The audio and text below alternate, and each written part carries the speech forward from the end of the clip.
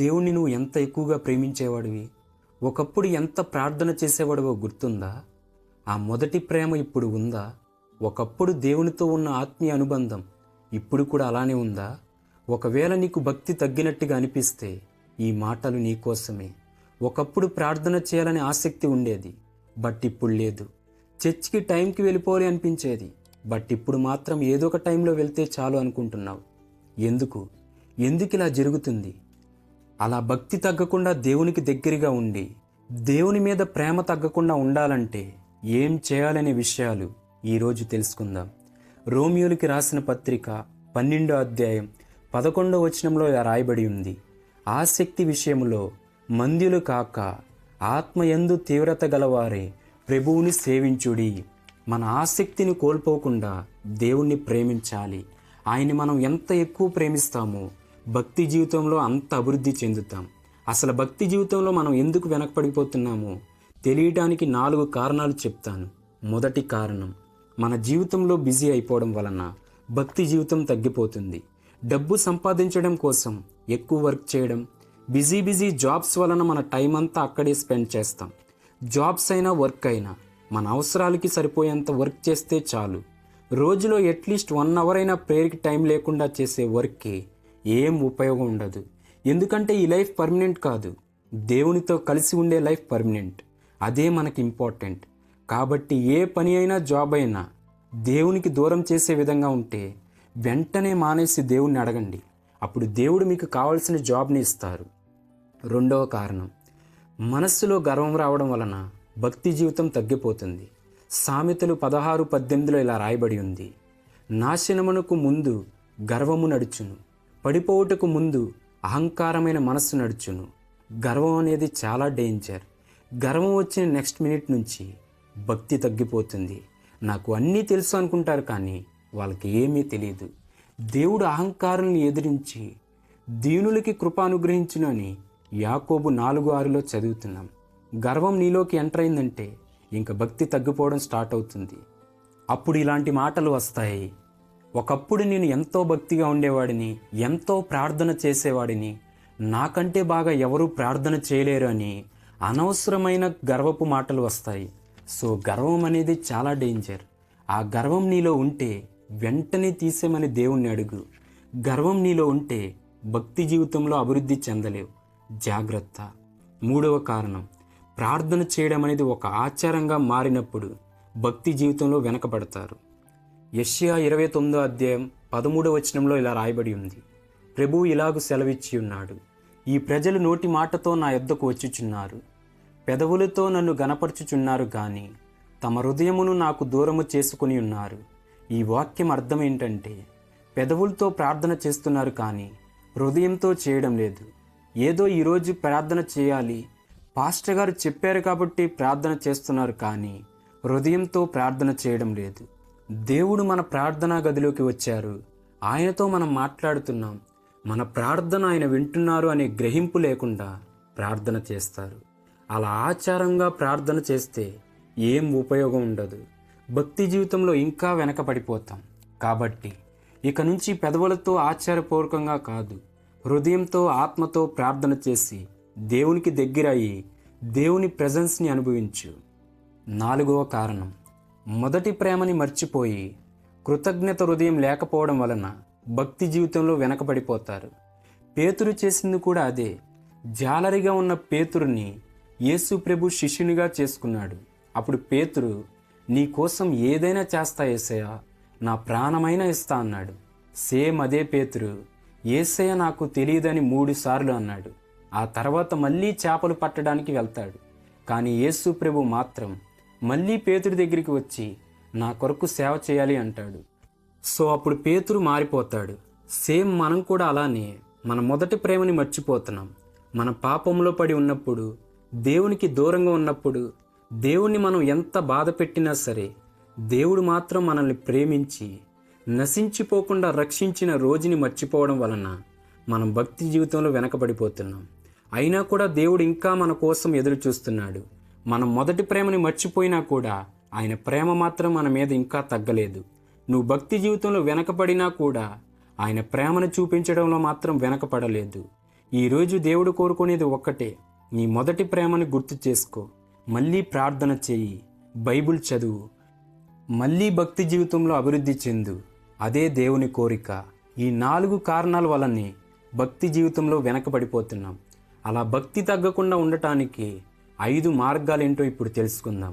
మొదటి మార్గం, ప్రార్థన చేయాలి. ప్రార్థన లేకుండా భక్తి జీవితంలో నిలబడలేం. ప్రార్థన తగ్గితే ఆటోమేటిక్గా భక్తి తగ్గిపోతుంది. ప్రార్థన చేయడం భారంలాగా ఉండకూడదు, ఆసక్తితో ప్రార్థన చేయాలి. ఒక్కసారి ఆలోచించు, నీకు నచ్చిన వాళ్ళతో టైం తెలియకుండా మాట్లాడతావు. నీ మొబైల్ని యూజ్ చేయకుండా ఒక్కరోజు కూడా ఉండలేవు కదా. మరి నీకు లైఫ్ ఇచ్చి, నిన్ను రక్షించి, నీకు పరలోకం ఇస్తా అంటున్న దేవునికి రోజు ప్రార్థన చేయలేవా? నా కొరకు 1 గంట సేపైనా ప్రార్థన చేయలేవా అని దేవుడు నిన్ను అడుగుతున్నారు. కాబట్టి ప్రార్థన చేయడం మానొద్దు. రెండవ మార్గం, డైలీ బైబిల్ చదవాలి. మన శరీరానికి ఆహారం లేకపోతే ఎలా బలహీనపడుతుందో, సేమ్ అలానే మన ఆత్మకి వాక్యం లేకపోతే భక్తి బలహీనపడుతుంది. మత్తయి సువార్త 4:4 ఇలా రాయబడి ఉంది, మనుష్యుడు రొట్టె వలన మాత్రము కాదు గాని దేవుని నోటి నుండి వచ్చు ప్రతి మాట వలనను జీవించును అని రాయబడి ఉన్నదనేను. బైబిల్ అనేది పాస్టర్స్ మాత్రమే చదివే గ్రంథం కాదు, ప్రతి ఒక్క మనిషి తప్పకుండా చదవాల్సిన గ్రంథం. వాక్యం నీకు దారి చూపిస్తుంది, వాక్యం నీతో మాట్లాడుతుంది, వాక్యం నీ జీవితాన్ని మారుస్తుంది. వాక్యం లేకపోతే భక్తి తగ్గిపోతుంది. ఇక నుంచి రోజులో కనీసం 30 మినిట్స్ అయినా చదవడం స్టార్ట్ చేయండి. మీ భక్తి జీవితాన్ని కాపాడుకోండి. మూడవ మార్గం, ప్రతి సమయంలో దేవుణ్ణి స్తుతించాలి. చాలామంది సంతోషంగా ఉన్నప్పుడు మాత్రమే దేవుణ్ణి స్తుతిస్తారు, కానీ ఎలాంటి సిచ్యువేషన్లో ఉన్నా దేవుణ్ణి స్తుతించాలి. అదే దేవుని చిత్తం. 1 తెస్సలోనికీయులకు రాసిన పత్రిక 5:16-18 వరకు ఇలా రాయబడి ఉంది, ప్రతి విషయమునందును కృతజ్ఞతాస్తుతులు చెల్లించుడి. ఇలాగు చేయుట యేసుక్రీస్తునందు మీ విషయంలో దేవుని చిత్తము. సంతోషంగా ఉన్నప్పుడు, అన్నీ బాగున్నప్పుడు అందరూ స్తుతిస్తారు. అలా ఉండకూడదు. ప్రతి సమయంలో స్తుతించాలి. నువ్వు స్తుతించిన ప్రతిసారి దేవుని సన్నిధి దిగి వస్తుంది. స్తుతించినప్పుడు శత్రువులతో యుద్ధం గెలుస్తావు. స్తుతించినప్పుడు మన మనస్సు దేవుని వైపు తిరుగుతుంది. ఒక్కసారి ఆలోచించు, దేవుని నువ్వు స్తుతిస్తున్నావా? దేవుడు స్తోత్రముల మీద ఆసీనుడై అని ఉన్నాడని బైబిల్లో చదువుతున్నాం. కాబట్టి దేవుని ప్రతి సమయంలో స్తుతించడం మర్చిపోకు. 4వ మార్గం, ఫాస్టింగ్ ఉండాలి. ప్రతి క్రైస్తవుడు ఖచ్చితంగా ఉపవాసం ఉండాలి. ఉపవాసం అనేది చాలా శక్తిని ఇస్తుంది. ఎన్నో సంవత్సరాల నుంచి ఉన్న బంధకాల నుంచి ఉపవాసం మనకు విడుదల ఇస్తుంది. మనం ఫాస్టింగ్ ఉన్నప్పుడు మనలో జరిగే 5 శక్తివంతమైన కార్యాల గురించి మన ఛానల్లో ఒక వీడియో ఉంది. మీకు తెలుసుకోవాలనుంటే ఆ వీడియోని చూడండి. ఫాస్టింగ్ అనేది మన ఆత్మ స్ట్రాంగ్ చేస్తుంది. మనకి తెలియకుండానే దేవునికి ఎక్కువ కనెక్ట్ అయిపోతాం. మనం ఉపవాసం ఉన్న ప్రతిసారి మన ఆత్మలో మనకి మార్పు వస్తుంది. దేవుడు మనతో ఏం చెప్తున్నాడు అనే గ్రహింపు వస్తుంది. కాబట్టి వారంలో 1 రోజైనా ఉపవాసం ఉండండి. కనీసం సంఘంలో ఎప్పుడైనా ఉపవాస ప్రార్థనలు నియమిస్తే ఖచ్చితంగా మీరు కూడా ఉపవాసం ఉండండి. ఉపవాసం ఉన్న ప్రతిసారి నీ భక్తి అభివృద్ధి చెందుతుంది. కాబట్టి ఉపవాసం ఉండడం స్టార్ట్ చేయండి. 5వ మార్గం, పరిశుద్ధులతో భక్తిగా జీవించే వాళ్ళతో ఫ్రెండ్షిప్ చేయాలి. ఎందుకంటే వాళ్ళే నిన్ను భక్తి జీవితంలో ఎదగటానికి సహాయం చేస్తారు. నువ్వు భక్తిలో తగ్గిన ప్రతిసారి నిన్ను మోటివేట్ చేస్తారు. ఫర్ ఎగ్జాంపుల్, నీకు ఇప్పుడు ఫైర్ కావాలి, బట్ నువ్వు మాత్రం వాటర్ దగ్గరికి వెళ్తే నీకు ఫైర్ వస్తుందా? ఆలోచించు. నువ్వు మండాలి అంటే నీ చుట్టూ నిన్ను మండించే వాళ్ళు ఉండాలి, కానీ నీళ్లు వేసి చల్లార్చే వాళ్ళు కాదు. కాబట్టి నువ్వు ఎవరితో ఫ్రెండ్షిప్ చేస్తున్నావు అనేది చాలా ఇంపార్టెంట్. నువ్వు ఖాళీగా ఉన్నప్పుడు బైక్ రైడ్కి వెళ్దాంరా అనే ఫ్రెండ్స్ మనకొద్దు. బైబిల్ చదువుదాంరా, ప్రార్థన చేద్దాంరా అనే ఫ్రెండ్ మనకి కావాలి. ఒక్కసారి ఆలోచించు, నీ ఫ్రెండ్స్ ఎవరు? నిన్ను లోకంలోకి తీసుకువెళ్ళే వాళ్ళ, లేదంటే ప్రార్థన వైపు నడిపించే వాళ్ళ? నీ ఫ్రెండ్స్ భక్తిగా ఉంటే నిన్ను కూడా భక్తిగా ఉంచడానికి ట్రై చేస్తారు. సో భక్తిగా జీవించే వాళ్ళతో ఫ్రెండ్షిప్ చేయడం స్టార్ట్ చేయి. ఇప్పుడు ఒక్కసారి ఆలోచించండి. భక్తి జీవితంలో వెనకపడిపోవటానికి 4 కారణాలు చెప్పాను. ఆ 4 కారణాల్లో ఏది మీ జీవితంలో ఉన్నా వెంటనే దేవుణ్ణి తీసేయమని అడగండి. అలాగే భక్తి జీవితాన్ని ఎలా కాపాడుకోవాలనే టాపిక్ మీద 5 మార్గాలు చెప్పాను. 1, డైలీ ప్రార్థన చేయాలి. 2 డైలీ బైబిల్ చదవాలి. 3 ప్రతి సమయంలో దేవుణ్ణి స్తుతించాలి. 4 ఫాస్టింగ్ ఉండాలి. 5 భక్తిగా జీవించే వాళ్ళతో ఫ్రెండ్షిప్ చేయాలి. ఈ 5 నువ్వు ఫాలో అయితే ఖచ్చితంగా భక్తి జీవితంలో అభివృద్ధి చెందుతావు. ఈరోజు దేవుడు నీతో ఒక మాట మాట్లాడాలి అనుకుంటున్నాడు. నా మొదటి ప్రేమ నీకు గుర్తు ఉందా లేదా మర్చిపోయావా? ఆలోచించు. ఒకప్పుడు ప్రార్థన చేయకపోతే హార్ట్ అంతా హెవీగా ఉండేది, బట్ ఇప్పుడు అలా ఉందా? బైబిల్ చదివి ఎన్ని రోజులైంది? ఇంతకుముందు దేవుడు నీతో వాక్యంతో మాట్లాడేవాడు, బట్ ఇప్పుడు మాట్లాడుతున్నాడా? మారింది దేవుని ప్రేమ కాదు, మనమే, మన భక్తే మారింది. ఒక్కసారి కళ్ళు మూసుకొని ఆలోచించండి.